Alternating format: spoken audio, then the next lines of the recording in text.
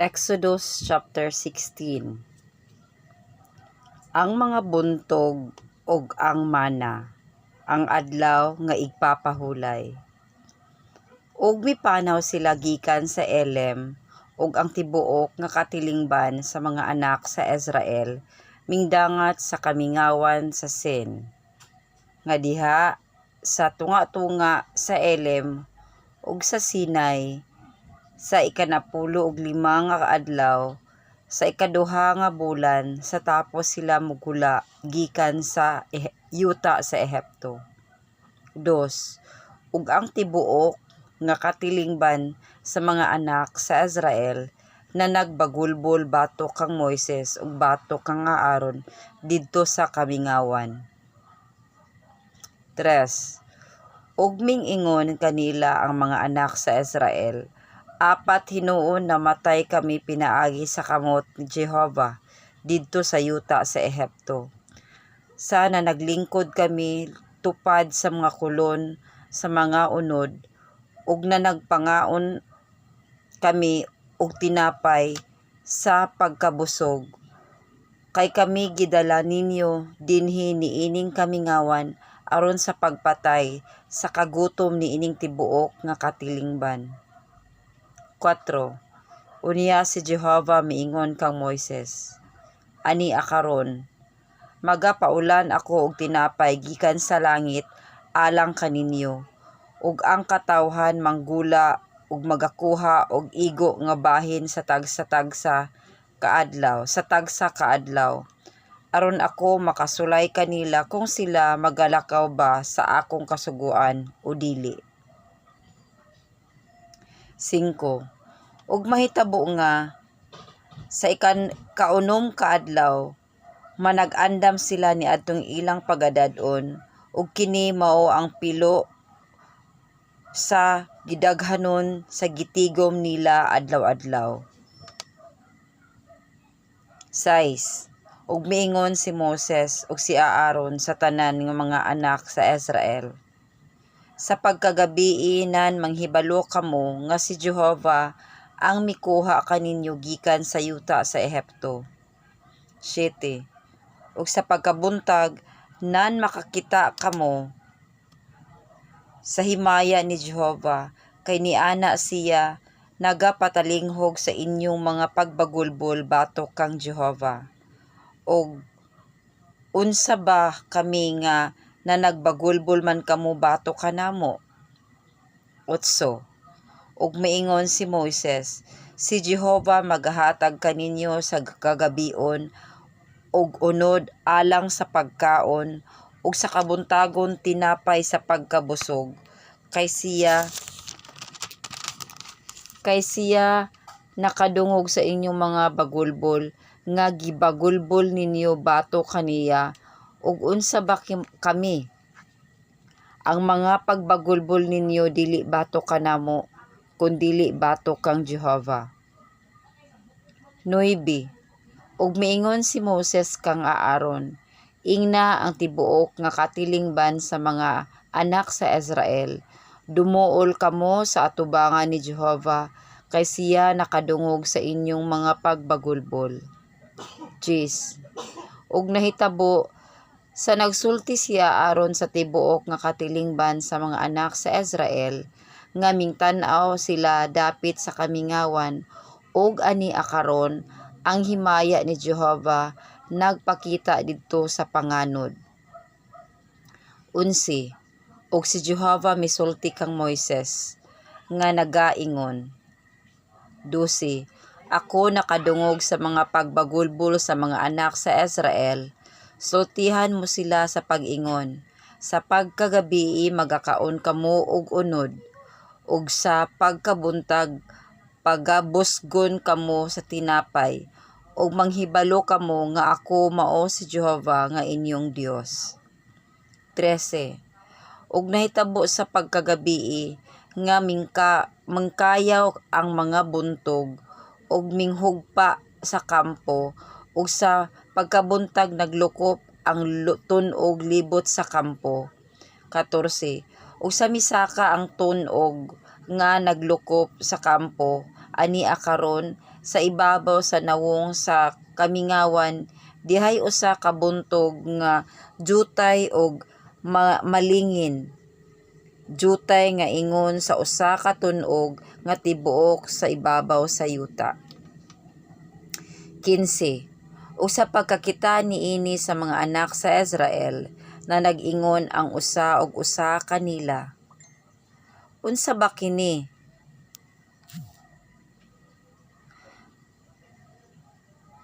Kay sila wala makaila kung unsa kadto, og si Moises miingon kanila, mao kana ang tinapay nga gihatag ni Jehova kaninyo aron pagakan-on.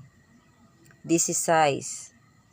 Kini mao ang butang nga gisugo ni Jehova. Pamunit kamo niini ang tagsa-tagsa ingon sa iyang arang makaon, usa ka omer sa tagsa ka tawo. Sumala sa gidaghanon sa inyong mga tawo, magakuha kamo niini ang tagsa-tagsa alang kanila nga atua sa iyang balong-balong. 17. Ug ang mga anak sa Israel nagbuhat sa ingon, ug na nagpamupho sila, ang uban daghan ug ang uban diriyot da. 18. Ug sa diha nga kini gitakos nila sa omer, wala kumapin ang sa nakatigom ug daghan, wala usab magkulang ang sa nakatigom ug yutay. Ang tagsa-tagsa nagtigom sumala sa makaon niya. 19. Og si Moises miingon kanila, walay bisan kinsa nga magasalin ni ana tungod ugma sa buntag. 20. Apan sila wala managtuman kang Moises, kundili nga ang uban na nagsalin ni ana hangtod sa pagkabuntag, ug kini giulod ug nadunot ug nasuko si Moises kanila. 21. Ug na nagpamupho sila ni ana matag buntag, ang tagsa-tagsa ka tawo sumala sa iyang makaon, ug sa pag-init sa adlaw natunaw kini.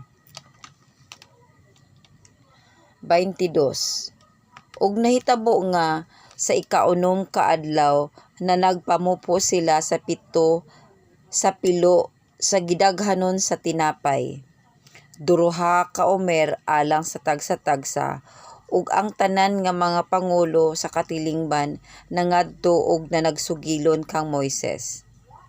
23. Ug siya miingon kanila, kini mao ang giingon ni Jehova, ugma mao ang balaan nga pagpahulay, ang adlaw nga igpapahulay ngadto kang Jehova.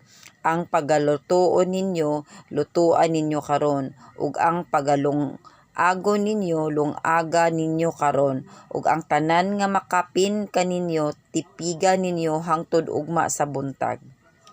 24. Ug ilang gitipigan kini hangtod sa pagkabuntag ingon sa gisugo ni Moises, ug kini wala madunot, walay ulod usab niini. 25. Ug miingon si Moises, kan-an ninyo kana karon, kay aron mao ang adlaw nga ipagpahulay ngadto kang Jehova. Karon dili kamo makakaplag ni ana sa kapatagan. 26. Sa unom ka adlaw magapamunit kamo ni ana, apan sa ikapito ka adlaw nga mao ang adlaw nga igpapahulay niining adlaw dili makaplagan kini. 27. Ug nahatabo sa ikapito ka adlaw nga ang uban sa katawhan migula sa pagpamunit ug sila wala makakaplag. 28. Ug miingon si Jehova kang Moises, hangtod ba ano sa nga managdumili kamo sa akong mga sugo ug sa akong mga tulumanon? 29. Tan-awa ninyo, kay niana si Jehova naghatag kaninyo sa adlaw nga ipapahulay, ug tungod niini siya